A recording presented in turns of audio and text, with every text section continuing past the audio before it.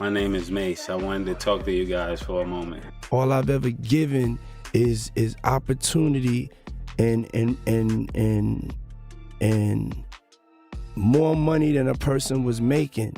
So he gotta look good going into it, because right now, in the public's eye, he don't look that good, bro. Get ready to be shocked as rapper Mase reveals the truth about his troubled relationship with Shah, his old guru.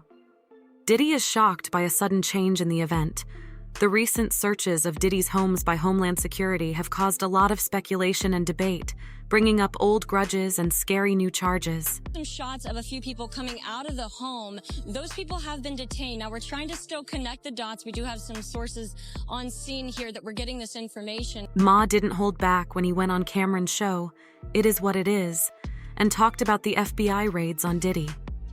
On the 27th anniversary of Queen Bee's classic record, there were raids in Miami and Los Angeles.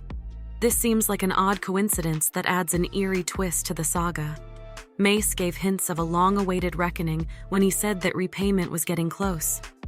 The raids are part of a bigger Homeland Security probe into Diddy, who faces allegations ranging from sex trafficking to racketeering.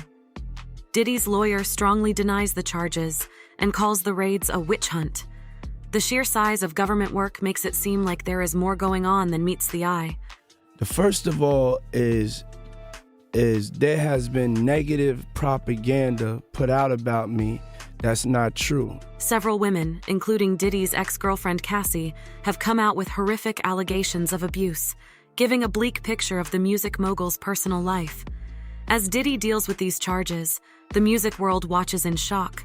Ma's statements add another layer of intrigue to an already explosive story that suggests decades of financial battles and betrayal. What will come out of the boxes confiscated by federal officials? And what does the future hold for one of hip-hop's most powerful figures?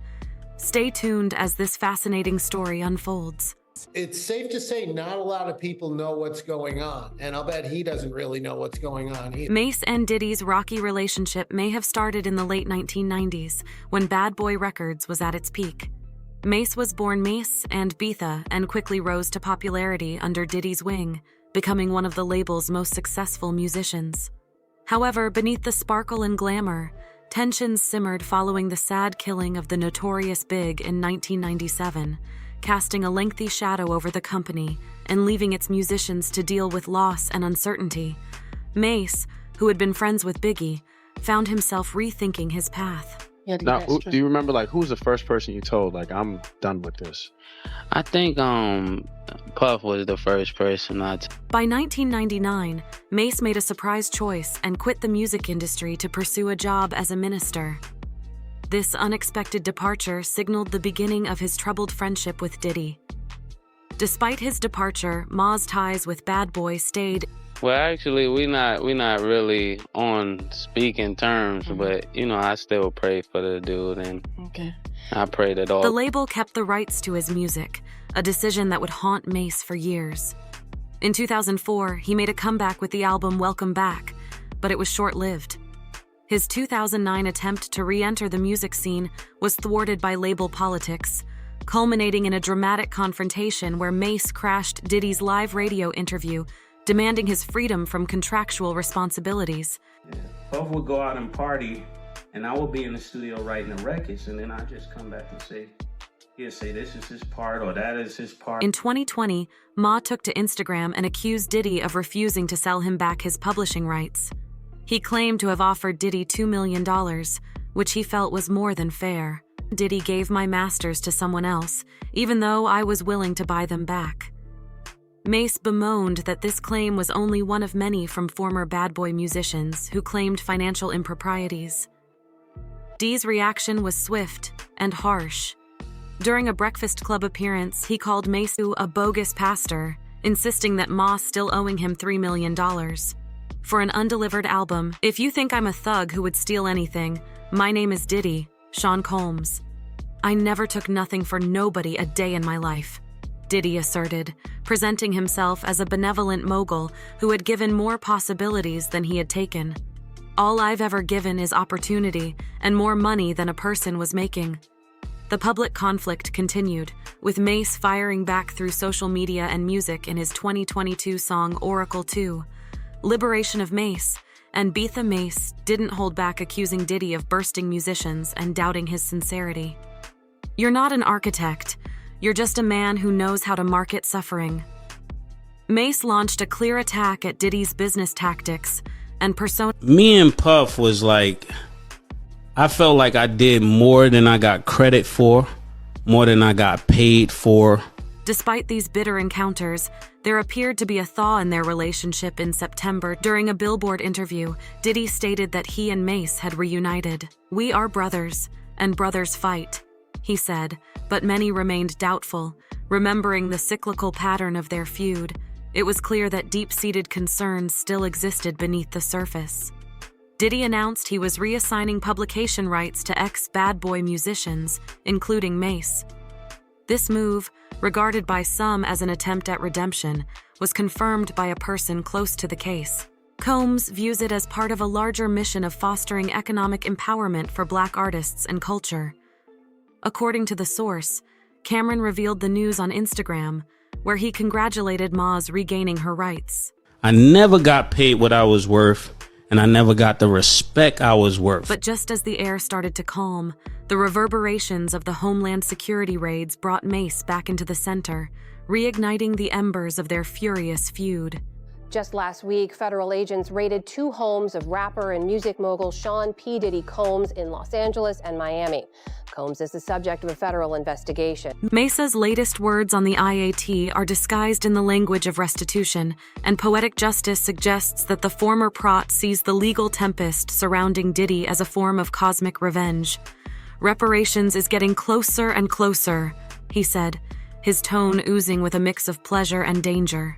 "I will make sure to provide you your percent," he added with a knowing glance at Cameron, hinting at long-standing grievances that might finally be addressed through these dramatic turns of events. The eerie coincidence of the raids occurring on significant anniversaries Biggie's life after, and the diplomat's diplomatic immunity, was not lost on Mase. And Cameron, the timing seemed almost scripted, an uncanny alignment of history and scandal that only deepened the mystique surrounding Bad Boy Records. And it's notorious. It's incredible that all of this would happen on that day. Mase mused, drawing a palpable link between the past and the present, the unresolved and the retribution. Meanwhile, the details of the raids themselves have captivated the public. Helicopters circled over D's Los Angeles mansion, broadcasting the dramatic visuals of federal agents in tactical gear swarming his properties.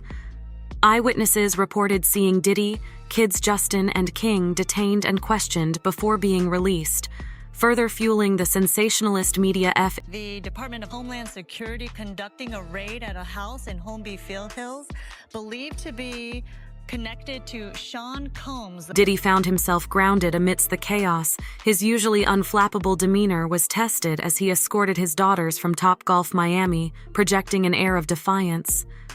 The legal implications of the Homeland Security investigation are deep. The sex trafficking allegations compounded by accusations of sexual assault from multiple women, including ex-girlfriend Cassie, draws a portrayal of Mobile's offstage life.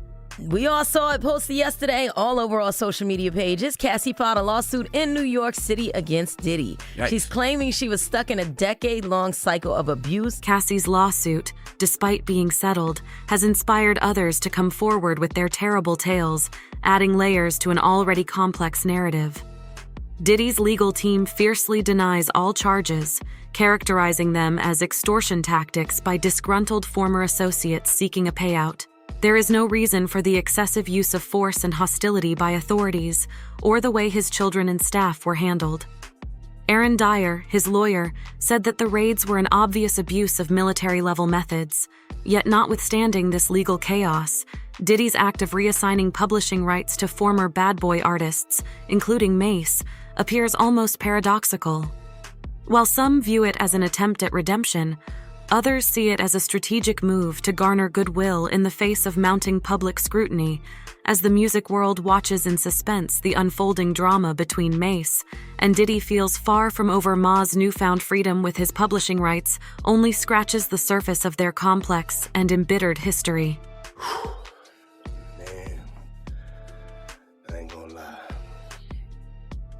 Did's current status is extremely problematic.